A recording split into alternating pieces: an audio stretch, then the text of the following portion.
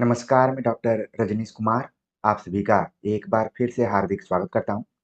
प्रिय विद्यार्थियों, आज के वीडियो लेक्चर में हम चर्चा करेंगे यूजीसी नेट के पाठ्यक्रम में लगी हुई कहानी उसने कहा था कि ऊपर। वैसे तो हम इसे यूजीसी नेट के पाठ्यक्रम के कारण पढ़ रहे हैं, लेकिन हम देखते हैं कि ये ऐसी कहानी है जो हिंदी कहानी के इतिहास में मील का पत्थर के रूप में देखी जाती है। कई जगहों पर हमने देखा है कि इंटरमीडिएट के पाठ्यक्रम में भी इसको पढ़ने के लिए लगाया गया है, साथ में यूजी, पीजी के पाठ्यक्रमों में भी है। तो ये ऐसी कहानी है जो कि आप सभी के दृष्टिकोण से बहुत ही महत्वपूर्ण है और कहें तो परिचय की मोहताज नहीं है। फिर भी हम यूजीसी नेट की तैयारी के संदर्भ में जब इस कहानी को पढ़ते हैं, तो किन-किन तथ्यों को ध्यान में रखना चाहिए, उसके ऊपर हम बात करेंगे। इस वीडियो लेक्चर में उसने कहा था, कहानी के तथ्यात्मक पक्ष को लेकर हम हाजिर हैं। बाद में लाइन बाय लाइन हम इस कहानी का पाठ करेंगे। तो चलते हैं, बात करते हैं सीधे कुछ तथ्यों के ऊपर। उसने कहा था, कहानी के जो कहानीकार हैं, उनका नाम है चंद्रधर शर्मा गुलेरी। गुलेरी जी का नाम कहानीकार के तौर पर आप जानते ही होंगे। इसके अतिरिक्त जब भी पुरानी हिंदी की बात आती है, तो वहाँ पर चंद्रधर शर्मा गुलेरी का नाम तुरंत आता है और आप लोगों के दिमाग में भी आ रहा होगा। अगर हम चंद्रधर शर्मा गुलेरी के जन्म की बात करें, तो इनका जन्म सन 1883 ईस्वी में जयपुर में हुआ था। 1883, आप ध्यान रखिए कि इसके 1 साल पहले एक उपन्यास लिखा जाता है, जो कि हिंदी का पहला उपन्यास माना जाता है और इसके 1 साल बाद हिंदी साहित्य के आलोचकों में प्रमुख स्थान रखने वाले आलोचक आचार्य रामचंद्र शुक्ल का जन्म हुआ। तो इस तरीके से भी कोरिलेट करके आप जोड़ सकते हैं। हालाँकि हम कहानी पर बात कर रहे हैं, तो कहानीकार चंद्रधर शर्मा गुलेरी का जन्म 1883 ईस्वी में हुआ, जयपुर में हुआ, लेकिन इनके जो पूर्वज थे, वो कांगड़ा जिला, हिमाचल प्रदेश के गुलेर नामक स्थान पर रहते थे। इसीलिए इनका उपनाम यहाँ पर गुलेरी पड़ा हुआ है। इस चीज़ को भी आप ध्यान में रख सकते हैं। Himachal Pradesh public service commission की परीक्षाओं में अक्सर सवाल पूछ लिया जाता है कि चंद्रधर शर्मा गुलेरी का जन्म कहाँ हुआ था? तो ऐसा लगता है कि कांगड़ा के रहने वाले थे, तो कांगड़ा में हुआ रहा होगा, लेकिन यहाँ पर आपने देखा कि उनका जन्म जयपुर में हुआ था, न कि हिमाचल प्रदेश कांगड़ा या गुलेर में हुआ था। उनके पूर्वज वहाँ पर रहते थे। अब चंद्रधर शर्मा गुलेरी जहाँ पर कहानियाँ लिखा करते थे, वहीं पर इन्होंने एक बहुत ही महत्वपूर्ण पत्र का संपादन किया था, जिसका नाम है समालोचना, जो कि जयपुर से निकलता था। तो समालोचना जो पत्रिका है, इसको भी आपको ध्यान में रखना है कि चंद्रधर शर्मा गुलेरी इसको निकालते थे। गुलेरी ने बहुत ज़्यादा कहानियाँ नहीं लिखी। कहानियों के तौर पर देखा जाए तो इन्होंने सिर्फ 3 कहानियाँ लिखी। वहीं आप प्रेमचंद को देखेंगे तो उन्होंने 300 से ज़्यादा कहानियाँ लिखी। लेकिन गुलेरी की सिर्फ 3 कहानियाँ हैं। कौन-कौन सी हैं? सुखमय जीवन, जो कि सन 1911 में प्रकाशित होती है, भारत मित्र नाम का एक जो पत्र था उसमें। दूसरी कहानी इनकी है बुद्धू का कांटा, 1914 ईस्वी में। और तीसरी कहानी है उसने कहा था, सन 1915 ईस्वी में सरस्वती नामक पत्रिका में इसका प्रकाशन होता है और ये इनकी अंतिम कहानी है। ठीक है? ये भी कई बार सवाल पूछा जाता है कि चंद्रधर शर्मा गुलेरी की आखिरी कहानी कौन-सी थी? उसने कहा था। और पहली कहानी कौन-सी है? वो है सुखमय जीवन। इस तरीके से भी आप ध्यान में रख सकते हैं। और कई बार तो सवाल पूछा जाता है कि वो कौन कहानीकार हैं, जिन्होंने 3 कहानियाँ लिखकर अपने को अमर कर लिया? तो वो हैं चंद्रधर शर्मा गुलेरी। अब चंद्रधर शर्मा गुलेरी इतनी कम कहानियाँ लिखकर अमर क्यों हो गए? खास तौर से उनकी एक ही कहानी ज़्यादा प्रचलित रही, लोगों के बीच में रही, पाठकों के बीच में रही, वो थी उसने कहा था। इसका कारण ये है कि इसके पहले की जो भी कहानियाँ लिखी जा रही थी, वो कथ्य के दृष्टिकोण से, शिल्प के दृष्टिकोण से कहीं न कहीं कमज़ोर साबित हो जा रही थी। या तो उनका कथ्य अच्छा होता था, तो शिल्प कमज़ोर होता था, शिल्प कमज़ोर होता अच्छा होता था, तो कथ्य कमज़ोर हो जाता था। लेकिन पहली बार उसने कहा था, कहानी लिखकर चंद्रधर शर्मा गुलेरी ने इन दोनों पक्षों को, कथ्य और शिल्प दोनों को एक साथ मजबूती से रखा हुआ है। ठीक है? तो इसको लेकर आलोचकों में भी काफ़ी विचार-विमर्श हुआ कि उसने कहा था क्यों इतनी चर्चित रही या फिर प्रसिद्ध रही। उसमें सबसे पहले जो नाम आता है वो नाम है आचार्य रामचंद्र शुक्ल का। आचार्य रामचंद्र शुक्ल अपने हिंदी साहित्य के इतिहास में लिखते हैं कि संस्कृत के प्रकांड प्रतिभाशाली विद्वान, हिंदी के अनन्य आराधक श्री चंद्रधर शर्मा गुलेरी की अद्वितीय कहानी उसने कहा था संवत 1972 अर्थात सन 1915 की सरस्वती में छपी थी। इस वाक्य को आपको ध्यान में रखना है। चंद्रधर शर्मा गुलेरी की कहानी हम हिंदी में पढ़ रहे हैं, लेकिन यहाँ पर बताया जा रहा है कि वो संस्कृत के प्रकांड प्रतिभाशाली विद्वान थे। ऐसा कहा जाता है कि बनारस हिंदू विश्वविद्यालय में संस्कृत विद्या धर्म करके एक फैकल्टी है। अगर आप बीए कर रहे होंगे तो कला संकाय के जस्ट बगल में ही, केवल सड़क का अंतर है, इधर आर्ट्स फैकल्टी है तो इधर संस्कृत विद्या धर्म, और ये रोड जाता है, ठीक है। उसमें एक कवि फैकल्टी के रूप में थे, संस्कृत के प्रकांड विद्वान थे, और इनकी जो अद्वितीय कहानी रही उसने कहा था। संवत भी बताया गया यहाँ पर 1972 ईस्वी। आपको ये ध्यान में रखना है, कभी भी जो भी पेपर सेट करने वाले हैं वो ईस्वी में न पूछकर संवत में भी पूछ सकते हैं। 1972 आप ध्यान में रखिए। किस पत्रिका में छपी हुई थी? सरस्वती पत्रिका में। तो उसने कहा था, कहानी से संदर्भित ये जो कुछ महत्वपूर्ण तथ्य हैं आपके दिमाग में होने चाहिए। इसका मूल्यांकन करते हुए आचार्य रामचंद्र शुक्ल क्या लिखते हैं? इसके पक्के यथार्थवाद के बीच सुरुचि की चरम मर्यादा के भीतर भावुकता का चरम उत्कर्ष अत्यंत निपुणता के साथ संपुटित है।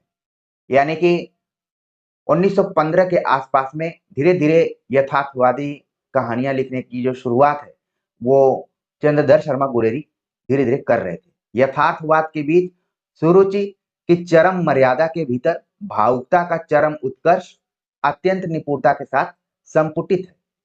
घटना इसकी ऐसी है जैसी बराबर हुआ करती है, पर उसमें भीतर से प्रेम का एक स्वर्गीय स्वरूप झांक रहा है। केवल झांक रहा है, निर्लज्जता के साथ पुकार या कराह नहीं रहा है। इसको मैंने हाईलाइट किया हुआ है, बोल्ड किया है, क्योंकि ये जो कथन है ये पिछली बार यूजीसी नेट के एग्जाम में आ चुका है। प्रीवियस ईयर के क्वेश्चन पेपर को आप देखेंगे तो उसमें ये पंक्तियां आपको दिखाई दे देंगी। तो आचार्य रामचंद्र शुक्ल उसने कहा था, कहानी का मूल्यांकन करते हुए ये बातें लिख रहे हैं। आगे भी उन्होंने लिखा है कि कहानी भर में कहीं प्रेमी की निर्लज्जता, प्रगल्भता, वेदना की विभत्स विवृत्ति नहीं है। पूरी कहानी में आप देखेंगे प्रेम की निर्लज्जता को दिखाया गया, एकदम साफ रूप से दिखाया गया है। प्रगल्भता भी है, वेदना भी है, लेकिन उसमें भी कहीं विभत्स रूप नहीं दिखाई देता है, विभत्स विवृत्ति नहीं है। सुरुचि के सुकुमार से सुकुमार स्वरूप पर कहीं आघात नहीं पहुंचता। इसकी घटनाएं ही बोल रही हैं, पात्रों के बोलने की अपेक्षा नहीं। हिंदी साहित्य का इतिहास में पेज नंबर 346 में इस बात को आचार्य रामचंद्र शुक्ल ने लिखा हुआ है। तो कुल मिलाकर आपको देखना है कि उसने कहा था कहानी संवत 1972 यानी 1915 में प्रकाशित होती है, सरस्वती पत्रिका में पहली बार छपती है। इसमें यथार्थवाद को रखने का प्रयास किया गया है, साथ में ये घटना प्रधान कहानी है, ठीक है। इसमें भावुकता भी है, लेकिन आप देखेंगे कि क्षण प्रति क्षण इस कहानी में घटनाओं का क्रम बदलता रह रहा है। तो शुक्ल जी ने लिखा कि इसकी घटनाएं ही बोल रही हैं, पात्रों के बोलने की कोई अपेक्षा नहीं, ठीक है। तो इस कथन को आपको ध्यान रखना है शुक्ल जी के। कहानी पर एक और आलोचक हैं जिन्होंने काफी काम किया हुआ है, जिनका नाम है राजेंद्र यादव। इनकी जो पुस्तक है कहानी स्वरूप और संवेदना, उसके पेज नंबर 20 पर आप देखेंगे कि उसने कहा था कहानी का मूल्यांकन किया है, और मूल्यांकन करते हुए लिखते हैं, यूं इन दिनों कहानियां तो बहुत निकली होंगी, लेकिन मैं समझता हूं कि हिंदी की पहली मौलिक और कलापूर्ण कहानी चंद्रधर शर्मा गुलेरी की उसने कहा था 1916 है, और उससे ही यहाँ की आधुनिक कहानी का प्रारंभ मानना चाहिए। हिंदी कहानी को आप पढ़ेंगे और इसके इतिहास को पढ़ेंगे तो कई बार पहली कहानी को लेकर, आधुनिक कहानी को लेकर, नई कहानी को लेकर चर्चाएं होती रही, ठीक है। और जब नई कहानी की बात आती है तो 1954 के आसपास हमारा दिमाग चला जाता है। लेकिन कई आलोचकों का मानना है कि किसी भी रचनाकार की कोई भी रचना नई ही होती है।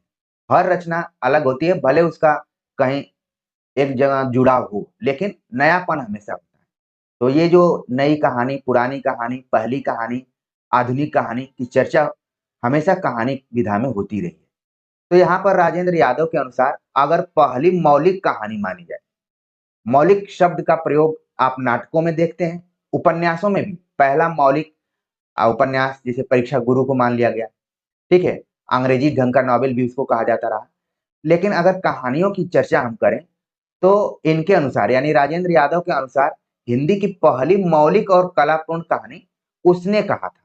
ये कई बार सवाल पूछा जा चुका है। प्रवक्ता परीक्षाओं में भी आप देखेंगे और नेट के एग्जाम में भी पूछा जा चुका है। और सिर्फ पहली मौलिक और कलापूर्ण कहानी ही नहीं माना उन्होंने, बल्कि कहा कि आधुनिक कहानी का प्रारंभ मानना चाहिए। आधुनिक कहानी यानी कि इसके पहले जो भी कहानियाँ लिखी जा रही थी, उनका कथ्य क्या होता था, शिल्प क्या होता था, उन सबको अगर एक किनारे रख दिया जाए और आधुनिक कहानियों की बात की जाए, तो उसने कहा था कहानी सबसे पहले नंबर पर आएगी। इस बात को उन्होंने अपनी पुस्तक कहानी, स्वरूप और संवेदना में कहा हुआ है, ठीक है? और पेज का हमने उल्लेख कर दिया है। मोटे तौर पर देखा जाए, तो उसने कहा था कहानी प्रथम विश्व युद्ध की पृष्ठभूमि पर लिखी गई प्रेम संवेदना की कहानी। और इस कहानी में एक खास पद्धति का प्रयोग किया गया है, जिसका नाम है फ्लैशबैक, यानी पूर्व दीप्ति पद्धति पर यह कहानी लिखी गई है और ऐसी कहानी पहली कहानी है।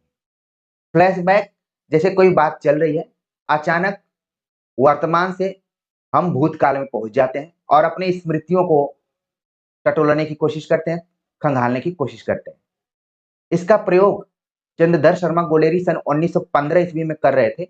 आगे आप देखेंगे कि कुछ और रचनाएं आई, खासतौर से शेखर एक जीवनी उपन्यास की मैं बात करूंगा, उसमें भी फ्लैशबैक पद्धति का प्रयोग किया गया है। तो कहीं न कहीं रचनाएं अन्य दूसरी विधाओं को भी प्रभावित करती रही। तो देखिए हमने उसने कहा था कहानी से जुड़ी हुई कुछ महत्वपूर्ण बातों पर, बिंदुओं पर आप सभी का ध्यान ले जाने का प्रयास किया है। एक चीज़ और बताना मैं भूल गया कि उसने कहा था कहानी को लेकर फ़िल्म भी बनाई गई थी। सन 1960 ईस्वी में मोनी भट्टाचार्य के निर्देशन में फ़िल्म बनी थी, जिसमें नायक और नायिका हैं नंदू कमली। हालाँकि ये जो फ़िल्म थी बहुत ज़्यादा नहीं चल पाई। वैसे भी जो अच्छी चीज़ें होती हैं, वो हमारे समाज में जल्दी पॉपुलर नहीं हो पाती हैं, चल नहीं पाती हैं। ठीक है? चलना क्रिया भी काफ़ी महत्वपूर्ण है। ठीक? लेकिन बाद में धीरे-धीरे जो अगर हम कहें कि कालजयी रचनाएँ होती हैं, उनका महत्व बाद में पता चलता है। जैसे उसने कहा था पर फ़िल्म बनी, वैसे ही रेणु की कहानी तीसरी कसम पर फ़िल्म बनी, वो भी नहीं चल पाई थी। उसको लेकर जो उसके डायरेक्टर थे, निर्देशक थे, वो सदमे में भी आ गए थे। लेकिन अब बाद में धीरे-धीरे वो कहानी प्रसिद्ध हो गई। उसने कहा था कहानी को पढ़ते हुए आप समय निकाल कर फ़िल्म को भी देखिए, तब पूरा आपको उसका कॉन्सेप्ट पता चल जाएगा कि आखिरकार जो उसने कहा था, वाक़या आया हुआ है, उसका मतलब क्या है? उसका मतलब यही है कि प्रेम जो है, वो रक्षा करने में काफ़ी सहयोगी होता है। उसमें जो नायक है, जिस नायिका से प्रेम करता है, उस नायिका की शादी दूसरे से हो गई है।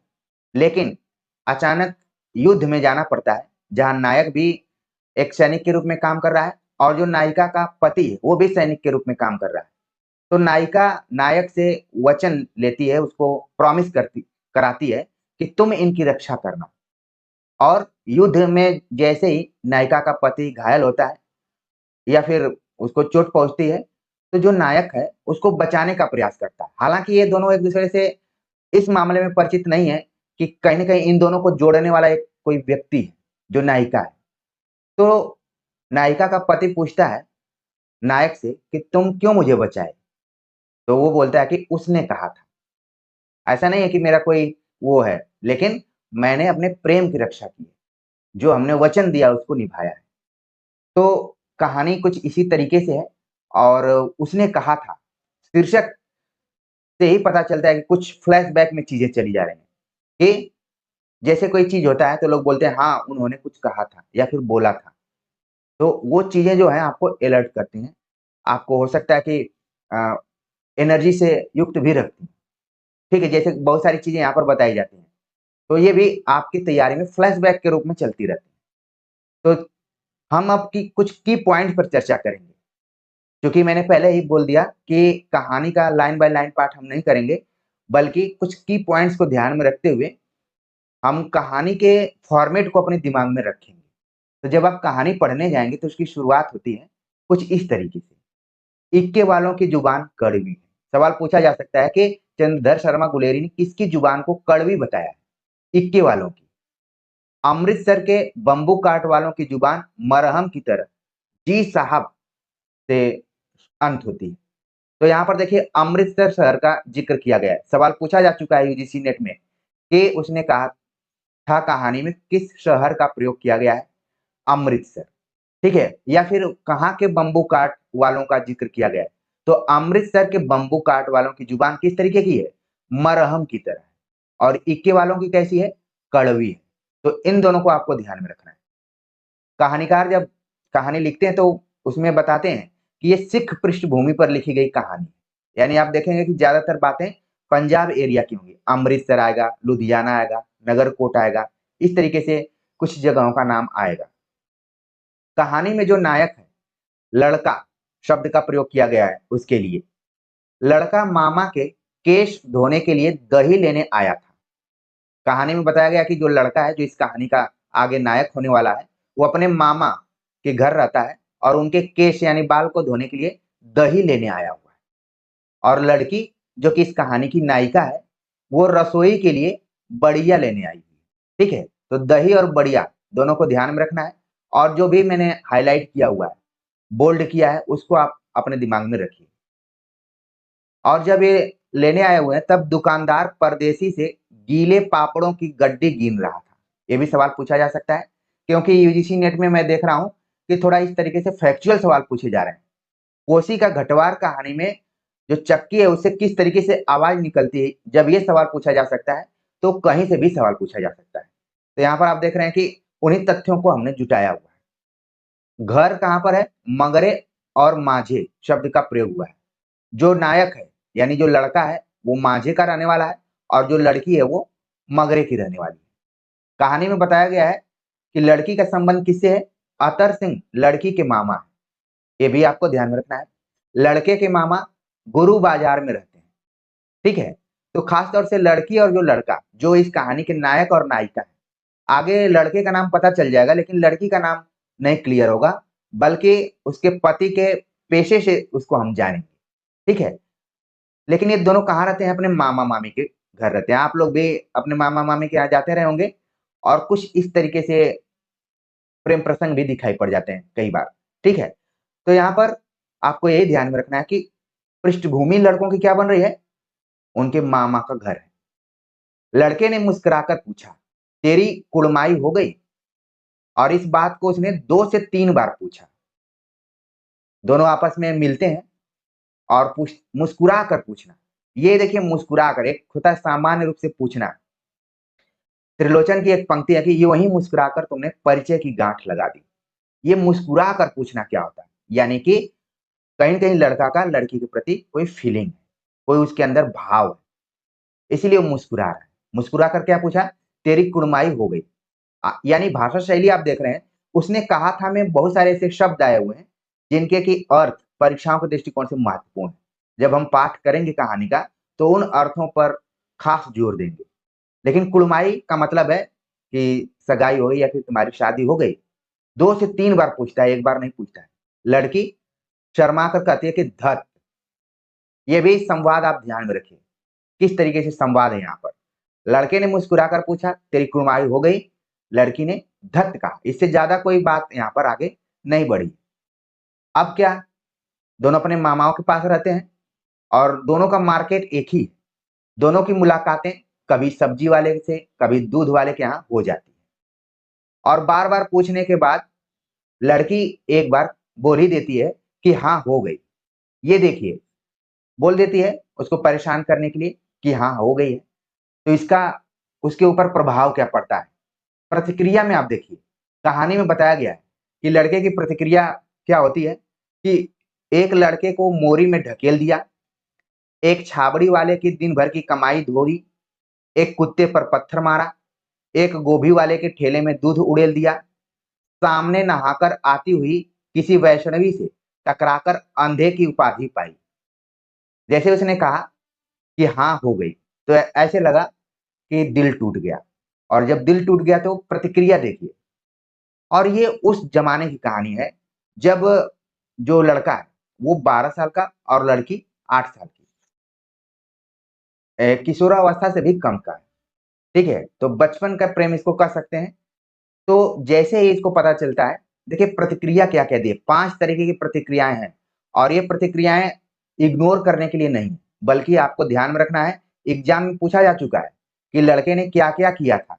तो ये पाँचों ऑप्शन, आजकल तो ऑप्शन आ रहे हैं ए, बी, सी, डी, ठीक है? हो सकता है कि ये क्रम पूछ दे यहाँ पर, ठीक? तो आप इसको बिल्कुल ध्यान में रखिए। अब चूँकि हमने बताया कि प्रथम विश्व युद्ध के पृष्ठभूमि में लिखी गई प्रेम संवेदना की कहानी है, तो युद्ध का ज़िक्र यहाँ पर हुआ है।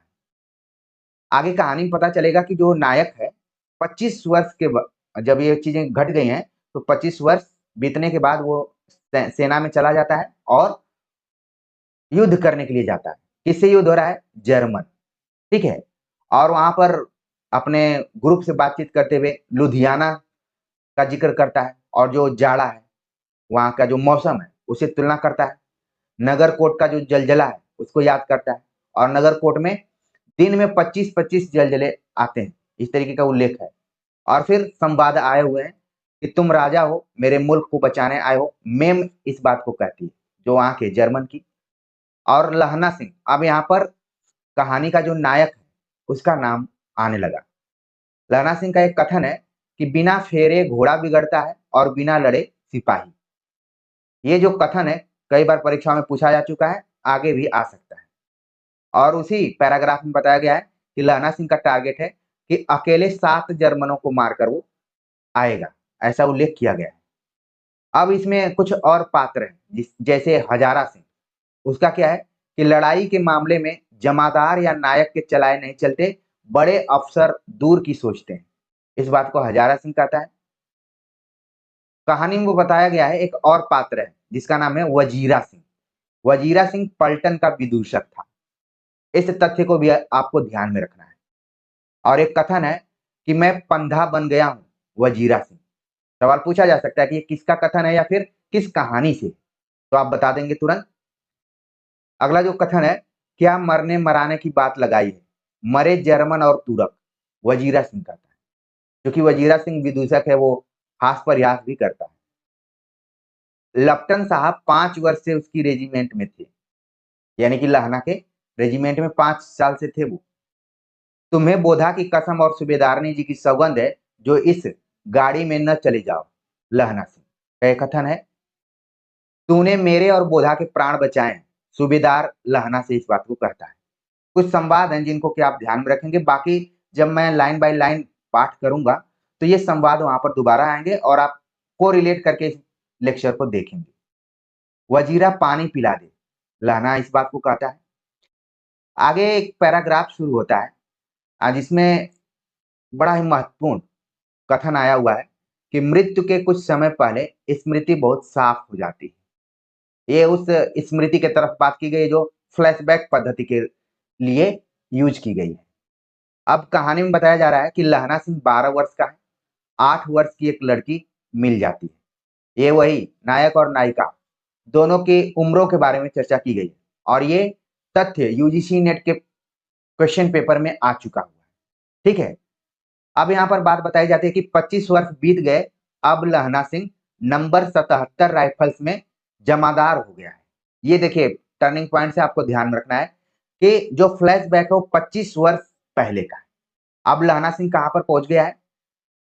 नंबर 77 राइफल्स में जमादार हो गया है। आप जब सेना में जाएंगे तो अलग अलग पद है, उसमें जमादार भी एक पद है, लेकिन जब युद्ध की बारी आती है तो आप देखेंगे कि रसोई घर से लेकर मेन जो सैनिक होते हैं सभी लोगों को युद्ध में भेज दिया जाता है जब बहुत आपदा टाइप की स्थिति आ जाती है, संकट के समय में। तो लहना सिंह किसमें काम कर रहा है? नंबर 77 राइफल्स में जमादार के रूप में काम कर रहा है। लहना सूबेदारनी तुमको जानती है, बुलाती है, जा मिलकर आ, सूबेदार का कथन है। सूबेदार, चूंकि लहना सिंह क्या है, जमादार है, वो अंडर में किसके है, सूबेदार के। अब ये दोनों एक ही उसमें है रेजिमेंट में, तो बातचीत होती है। तो यहाँ पर सूबेदार कहता है कि लहना सूबेदारनी तुमको जानती है। यहाँ पर देख रहे हैं ट्रायंगल, ठीक है, एक तरफ लहना है, फिर सूबेदार है, फिर सूबेदारनी। तो यहाँ पर कॉमन कौन हो जा रहा है, सूबेदारनी हो जा रही है। ठीक, तो यहाँ से यही कहानी मोड़ लेती है। वजीरा पानी पिला, उसने कहा था लायलपुर में जमीन बहादुरी के लिए दी जाती है। ये भी सवाल आपको ध्यान में रखना है कि ये लोग जब युद्ध में अच्छा परफॉर्मेंस करते हैं तो इनकी बहादुरी के लिए सरकार द्वारा लायलपुर एक जगह है जहां पर इनको जमीन दी जाती है। ठीक है, सूबेदारनी का एक कथन यहाँ पर आया हुआ है कि ऐसे ही इन दोनों को बचाना यह मेरी भिक्षा है, तुम्हारे आगे आंचल पसारती। सूबेदारनी इस बात को कह रही है। किससे कह रही है, लहना सिंह से, जाहिर सी बात है। और फिल्म जब आप देखेंगे तो उसमें दिखाया गया कि स्टेशन पे सब लोग अपने अपने लोगों को छोड़ने के लिए जाते हैं, वहां पर इस बात को कहते हुए दिखाया गया। जैसे ही घोषणा होती है कि अब युद्ध में जाना पड़ेगा, तो सब लोग अपने अपने लोगों को छोड़ने जाते हैं। सूबेदारनी भी लाना सिंह और अपने पति को छोड़ने जाती है, लाना सिंह से भी मुलाकात होती है, तो वहां पर इस बात को कहती है कि जैसे तुमने मुझे इक्के वालों से कभी कभी बचाया या फिर पहले, क्योंकि जो नायिका होती है वो मजबूत नायक को खोजती है और उसको पता है कि लहना सिंह मजबूत नायक है, मतलब वो हिम्मत हारने वाला नहीं है। लहना सिंह, लहना के सिर को गोद में रखे वजीरा सिंह बैठा है। ये उस समय की परिस्थिति है, युद्ध के समय की। और अंत में पता चलता है अखबारों के माध्यम से कि फ्रांस और बेल्जियम 68वीं सूची मैदान में घावों से मरा नंबर 77 सिख राइफल्स जमादार लहना सिंह। अखबारों से पता चलता है कि लहना सिंह इस युद्ध में मरा पाया गया, और कहां पर, फ्रांस और बेल्जियम 68वीं सूची मैदान में घावों से मरा। ठीक है, तो एक तरीके से आप देखेंगे जो कहानी है, थोड़ा सा इसमें ट्रेजिडी भी, जो अंत है वो दुखद रूप में ही हुआ है।